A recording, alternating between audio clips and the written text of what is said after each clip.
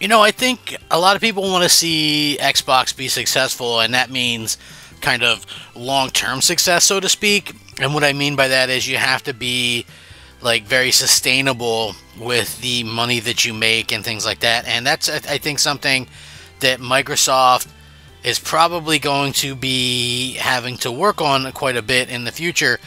You know, if you want to keep Xbox alive, I think you have to have a very good plan going forward. You know, you have to have that stuff planned out, and I think that's where Microsoft has kind of failed, you know, quite a bit in recent years. Is that it seems like their plans are changing much too fast, and what's happening is it's kind of like it's frustrating to consumers because they're not exactly sure what's coming, what's going. You know, they don't know. That's the big problem. You can't have a business that runs like that. So, you know, that's kind of the part where I'm at as well. You know, I think Xbox is a hell of a console, but I also think that Microsoft has done effectively kind of run it into the ground a bit. But I don't know. Let's go ahead and get into it and talk about this, because this does mean that Xbox definitely has a way to be successful,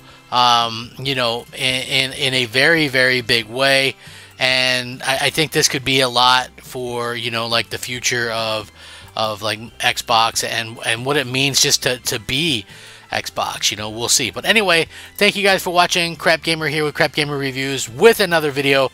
Thank you oh so much for watching. I appreciate it. Please like, share, subscribe.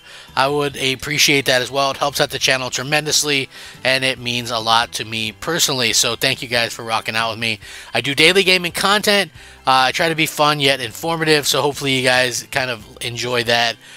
You know, and it just, you know, stuff like liking the videos helps out a tremendous amount. So, you know, please do that. Now, this is very, very interesting news, very cool stuff in my opinion, and I'm sure that a lot of you will have something to say on this as well. So, you know, again, according to this anyway, this is why Xbox could succeed even with lower console sales, in my opinion anyway. 20 Xbox franchises have made $1 billion or more in lifetime revenue, according to Microsoft, which is a lot of money. You know, when you look at things and you go, okay, well, you have 20 franchises, 20 different IP that have made at least $1 billion.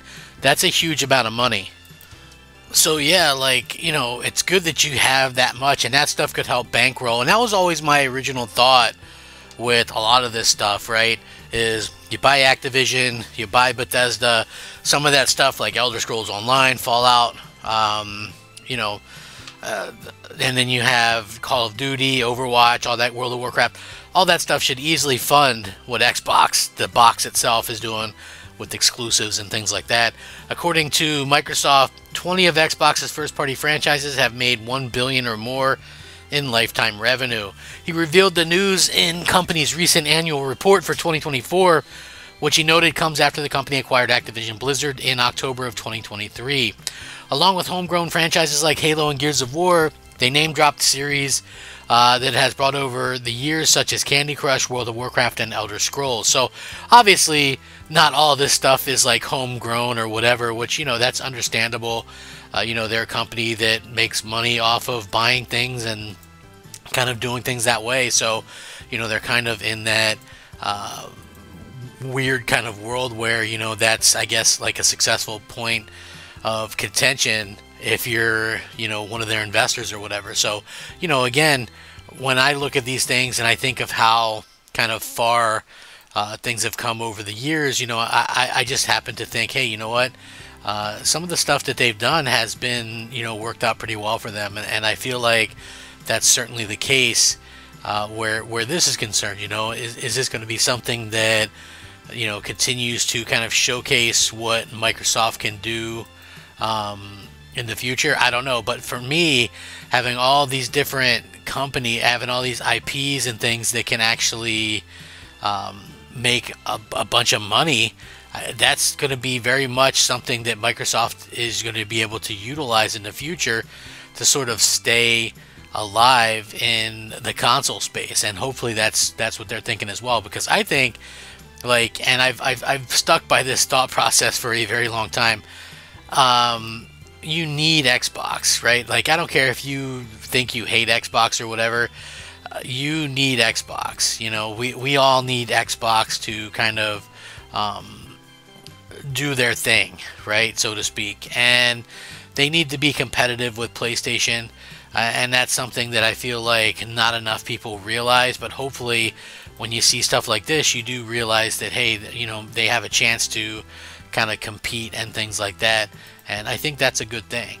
The Activision Blizzard franchises continued, also led to hundreds of millions of players being added to the Xbox ecosystem. Titles like Diablo 4 and Overwatch 2 were added to Game Pass and Steam after initial launches, and just released Call of Duty Black Ops 6 day one on the service. During the earnings call for the 2023-2024 first quarter last October, they said there was a $13 billion plus franchises that they had, indicating some saw a significant revenue boost over the past year. Since then, some series like Fallout saw a boost in popularity thanks to factors like the TV show, anniversary, and a specific entry being delisted. They did not say which Xbox's franchise was the top earner, but obviously, you know, Call of Duty series has made a massive $30 billion in revenue, and it seems like Microsoft's primary reason for the acquisition, although they said it was more about the mobile side, which, you know, that could be true.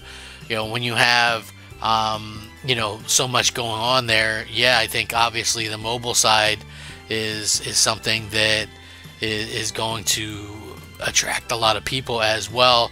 And, you know, listen, Microsoft, they need as much as they possibly can, you know, a lot of franchises they can sell well and they do well, because you're going to need to support Xbox a bit with that. And hopefully that's what it's all about. You know, it really kind of comes down to Microsoft being able to kind of get people to buy into what they're selling and get people excited about what they're selling. Just my 2 cents anyway.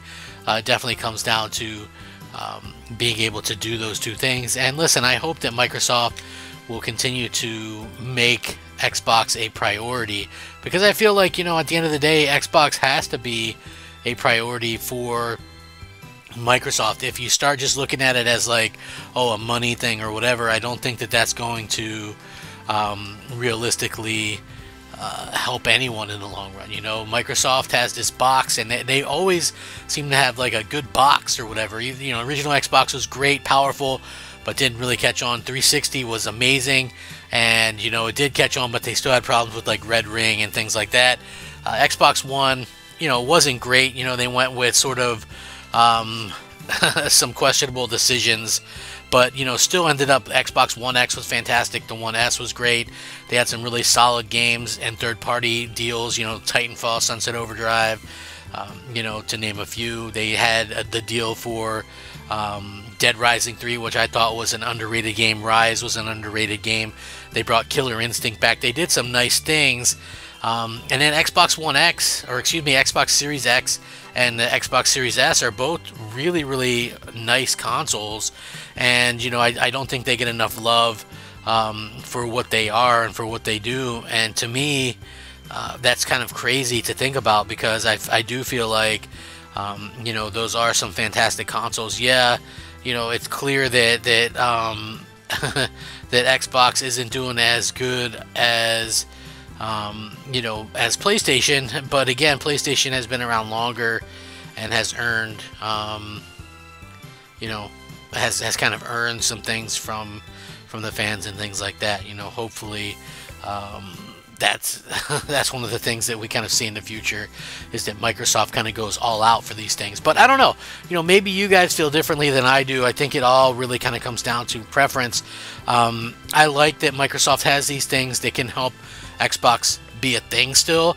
I get it that Xbox in this specific instance could definitely mean, you know, something along the lines of of an ecosystem or a multi-platform thing, and I'm fine with that with Call of Duty, Overwatch, these types of things. But, you know, again, and I've said this multiple times, leave the Xbox IP alone. You know, Halo, Gears, Forza, Fable, Perfect Dark, you know, leave all that stuff alone.